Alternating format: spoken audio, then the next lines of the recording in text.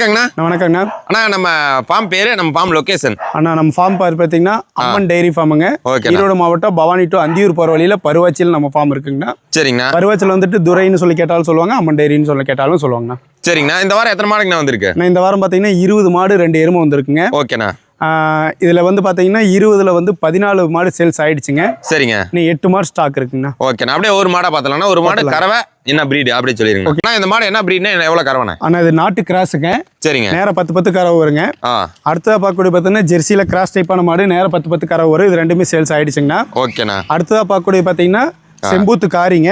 இது நேரம் 10 கரை வரும். ஹெவி சைஸ் மாடுங்க. அடுத்தது வந்து பாத்தீங்கன்னா 6 பல்லு ஜெர்சிங்கண்ணா. ஒரு 16-17 லிட்டர் கரை வருங்கண்ணா. அடுத்தது ஆல் பிளாக்ல ஒரு 18-19 லிட்டர் கரை வரும். ஹெவி சைஸ் மாடுங்க.